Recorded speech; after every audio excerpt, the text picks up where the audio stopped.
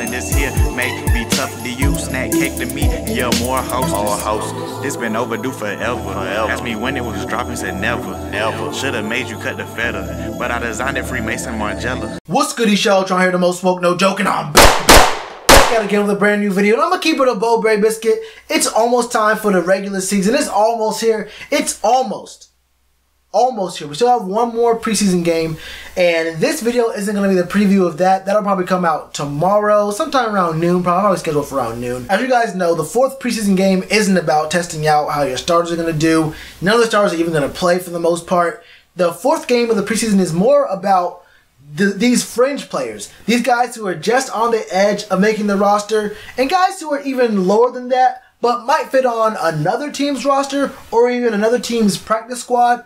It's about them proving themselves against guys of their same kind of caliber. It's like maybe backups, you know, third and fourth stringer guys going at it. It's really a tryout for the practice squad, the 50th through 53rd spots in the team. And maybe even if like one team doesn't need to carry so many running backs, they're already good at running back, there may be a team looking for, you know, one of those guys to be their third or fourth running back on their team.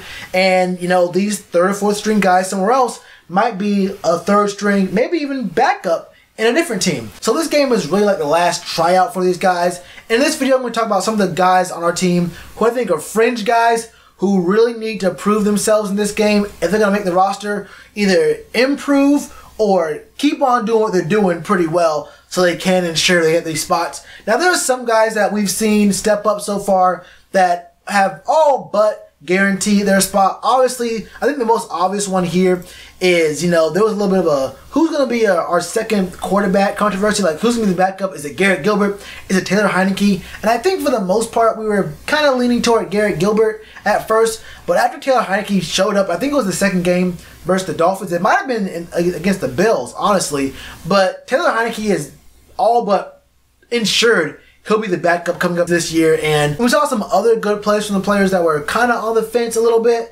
Corn Elder, does he make the team? Now, we were kind of worried about how he was going to progress, you know, coming off of injury and then in that fake, but the only thing to go off of depth chart for the Panthers that had him listed as the last corner.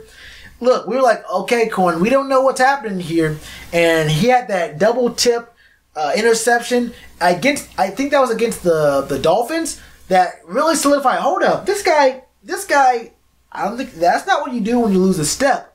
That's not what you do when you're not as good as you are built to be. So I think Corn Elder may have secured his spot. We may have to see a little bit more from him. I think we're going to ask a little bit more from him in this fourth game. I think he might start this fourth game like, look, let's just see how you do. But I think the realest competition here, the biggest question here is something that I've been commenting on my videos a lot, which I didn't think was going to be that big of an issue. But you know what? After looking back at some of the games and, you know, looking at his stats and then knowing about that $5 million that can get wiped off of the cap with no penalty, is Torrey Smith actually a lock to make the Panthers this year? Now, for me, I actually really do like Torrey Smith because with the things we can do on our offense, and now this is if we carry 6 receivers, even if we carry 5, in my opinion, I don't take Torrey Smith out of the lineup. But if you take into account we have Devin Funchess, DJ Moore, and let's just say Curtis Samuel for sure.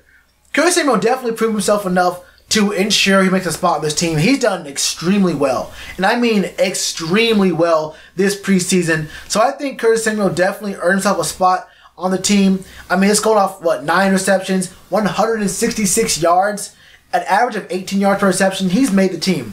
But when you think about the other guys, you're talking about Damiere Byrd. You're talking about, like I said, Torrey Smith. You're talking about guys like Jarius Wright. Most Frazier's been pretty good, but I don't see him making the team, honestly. If we only carry 5 receivers, do Damiere Byrd and Jarius Wright make the team over Torrey Smith? Now, you can't replace the veteran voice that Torrey Smith has. He always has a ring on his finger, and he's a burner who can definitely stretch the field for us. I really want to talk about our receiving core right now because this wasn't a problem we had last year. This is a brand new problem because we had almost no receivers last year, and now we have what I think is too many receivers. Do we keep him? Is he worth the $5 million on the books that we could probably go to picking up a backup lineman, which brings me to my next point of, do we keep all our linemen? Because, you know, we have guys getting injured, but these aren't season-ending injuries. These are guys who are all going to be coming back. Darrell Williams, who I think has the most serious injury of all of our players, will be back in about, what, 2 months, maybe 3 months at max. So, I mean, do we use our money that we have to pick up a lineman? And then at what position? Because we have guys who play right tackle at our guard positions. We have guards playing tackles, tackles playing guard. We have backup. Our backup center is a guard, I think. So it's kind of hard to, like, who do we pick up and what position do we really pick them up at? Can we move people around to pick up a guy who's a little bit better somewhere else? And then we have to get into, like, cohesiveness of the line and whatnot. Do we hinder the progression of another guy who's been coming on strong, but, you know, may need some time to play? So it's kind of hard to think about that, you know, when we think about, do we keep 6 receivers and then, you know, what are we going to do with our secondary? Do we keep a lot of linemen? If it was my decision, I'd definitely keep 6 receivers on the team. But I will say right now, the first man out just might be Torrey Smith just because of that $5 million. And at first, I would have said Damiere Byrd. But Damiere Byrd has a lot of value at kick returns and punt returns. And it's not just his value at fielding those kicks and punts. It's also the fact that if he's back there fielding those kicks and punts, and that keeps Christian McCaffrey and DJ Moore from being back there. So it limits the risk of injury and fatigue so they can be on the field first play of the drive and there's no, like, overlap in bringing someone else in and whatnot. So I think that Damiere Byrd has just a little bit more value per dollar against Torrey Smith. But if it was me, I keep all 6. Now some other guys that I think are going to have some really big position battles is that number 3 spot for running back. A lot of you guys were telling me when I first was doing videos like 2-3 months ago, I was saying I'm not really high on Cap. We might want to draft a running back because I don't really know what Cameron Artis-Payne can really do, and he did not impress me last year. And y'all were telling me, you know, no, Cap is good. You're not really looking at this from all angles, Shellitronnn. You don't understand that Cap brings us value. And then we see Kenyon Barner come through, and he does a lot more with a lot less. Now look at these stats one time. Now Cameron Artis-Payne, 18 attempts, 34 yards, an average of 1.9 yards per carry, along of 10 yards.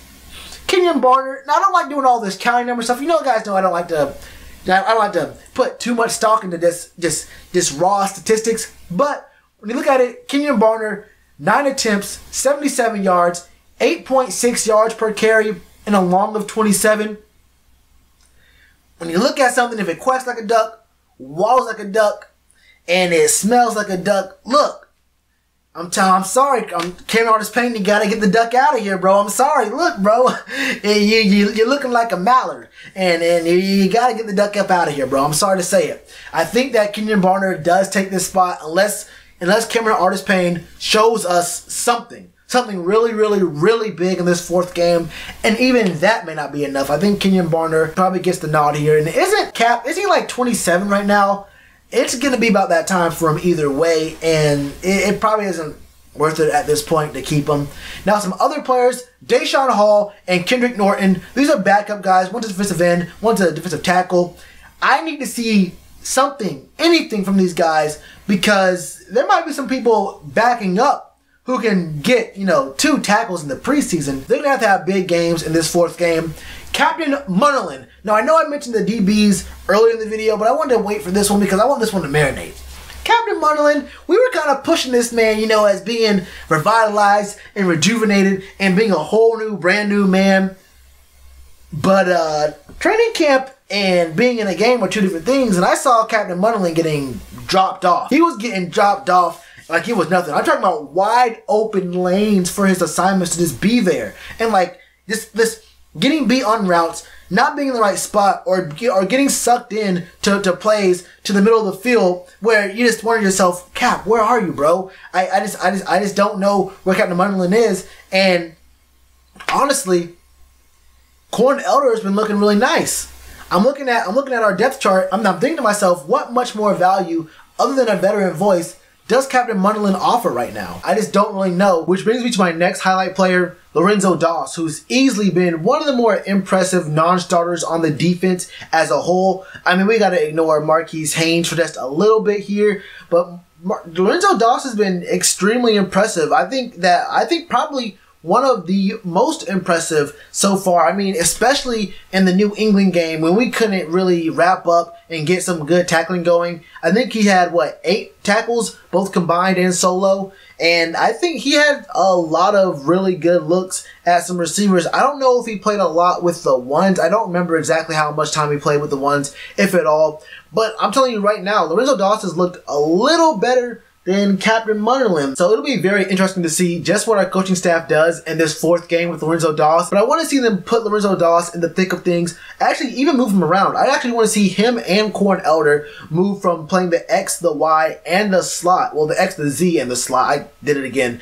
But I want to see them play in all 3 positions on the cornerback spot and see just what they can do against different skill sets, different guys. It's different. It's a whole different motion. Like, you're playing on the right side of the field. It's so different than playing on the left, and especially different from playing in the slot. So I definitely want to see if they have that nickel corner ability there for us, and we can see exactly what we have, and that'll really put maybe some really good competition for that nickel cornerback spot for our team. So I think that is kind of wide open right now. I do want to see more of Jermaine Carter, but who are you guys as sleepers? Who are you guys watching for? What guys do you really want to see do well? Who do you think is taking a step back and may not make the team? Any position, running back, receivers, linebackers, anyone on the line, anywhere you think. Let me know in the comments below. And you already know what to do with that like button. Cheers to you, appreciate the chance. Been told y'all I been the man. Been told y'all I had the gift. Tell a friend to tell a friend. Real ones gonna recommend.